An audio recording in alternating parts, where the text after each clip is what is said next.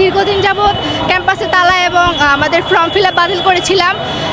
এখন আমরা চাই আমাদের উচ্চশিক্ষার ব্যবস্থা করা হোক এবং আমাদের 1 বছরের ইন্টার্নশিপ বহাল করা হোক। 10ম গ্রেডে আমরা 10ম গ্রেড চাই এবং এলাহি বোর্ড আমরা বাতিল চাই, আমাদের নিজস্ব বোর্ড চাই।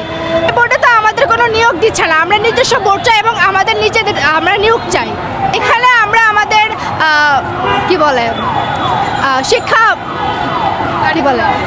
কারিকুলাম আপডেট চাচ্ছি, যেমন আমাদের উচ্চশিক্ষা চাচ্ছি বাংলাদেশে। আমাদের অনেক দিন ধরে নিয়োগ দিচ্ছে না, আমরা নিয়োগ চাই এবং আমাদের ইন্টার্নশিপ বহাল চাই, উচ্চশিক্ষা চাই।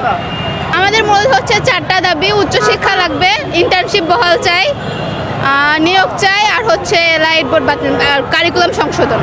আমাদের 4 দফা দাবি দীর্ঘ 15-16 বছর থেকে আমাদের দাবিগুলো নিয়ে অনেক আন্দোলন করা হয়েছে, অনেক করছে, অনেক কোর্টে গেছে, সবখানেই গেছে দাবিগুলো নিয়ে। কিন্তু ওনারা আমাদের সবসময় মিথ্যা আশ্বাস দিছে, কোনো আমাদের মানে আর লিখিতও দিছে, কিন্তু বাস্তবায়ন করে নাই। আমাদের যে যৌক্তিক দাবি 4টা, এখন পর্যন্ত আমরা তো অন্যায়ভাবে কোনো কিছু চাচ্ছি না, আমাদের যে যৌক্তিক দাবি আমরা সেটাই চাচ্ছি। তাহলে কেন আমাদের দাবিগুলো মানা হচ্ছে না?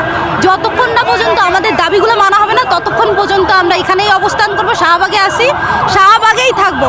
যদি আমাদের রক্তের বন্যা বয়ে যায়, লাশ করে, তাও আমরা এখানেই থাকবো, কিন্তু আমাদের দাবি মেনে নিয়ে তারপরে আমরা এখান থেকে উঠবো।